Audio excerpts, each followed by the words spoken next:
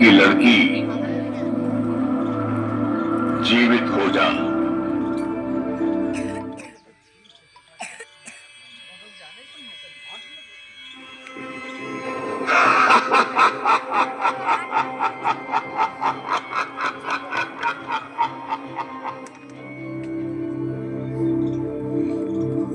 ऐसे थोड़ी ना मुर्दे जिंदे होते हैं।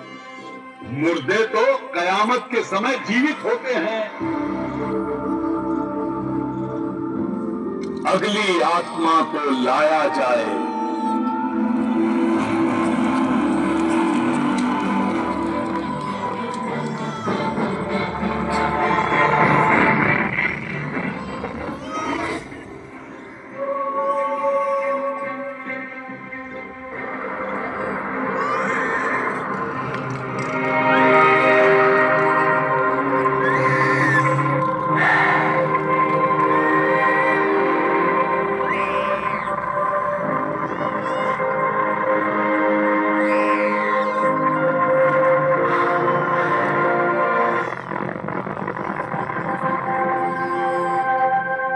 कमाली अपने पूर्व जन्म में राबिया थी।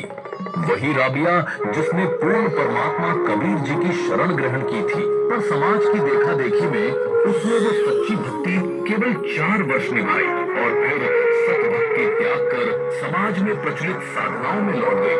उस सत भक्ति के कारण राबिया वाली आत्मा को लगातार 3 मनुष्य जन्म और मिले। राबिया के बाद वो बांसुरी नामक प्रसिद्ध गायिका बनी, फिर एक गणिका के रूप में जन्मी और अंततः तीसरे जन्म में उसने शेख तकी के घर बेटी रूप में जन्म लिया। जब कमाली का जीवन काल पूर्ण हुआ और उसका लेखा जोखा धर्मराज के दरबार में किया जा रहा था, तभी पूर्ण परमात्मा कबीर साहब वहां प्रकट हुए और अपने शरणागत को धर्मराज के बंधन से मुक्त करा ले गए। हे आत्मा, तू जहां कहीं भी है, कबीर हुक्म से पुनः इस शव में प्रवेश कर और जीवित हो जा। उसे भी जीवित कर दिया। सब लोगों ने जोर से कहा, कमाल हो गया, कमाल हो गया।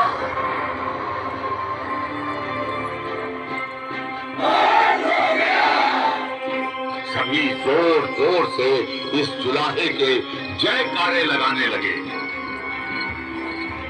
जीवित होते ही मेरी ही बेटी ने मुझे बाप मानने से इनकार कर दिया और इस जुलाहे को ही अल्लाह बताने लगी। इसी को अपना असली पिता बताने लगी। इस जुलाहे ने उसका नाम रखा कमाली। ये मुर्दों तक को जीवित करने की शक्ति रखता है। रूहानी शक्तियों में इसका कोई मेल नहीं। ये हराया नहीं जा सकता। अब हम क्या करेंगे? कोई तो समाधान हो। मैंने देख लिया, ये मारे से मरता नहीं।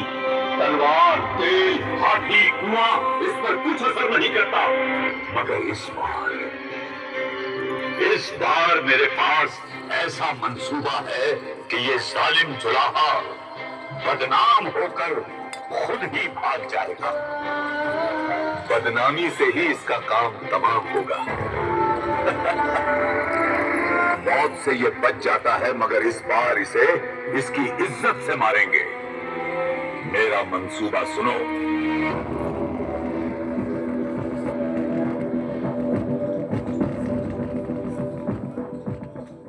वाह पीर साहब, ना रहेगा बांस, ना बजेगी बांसुरी।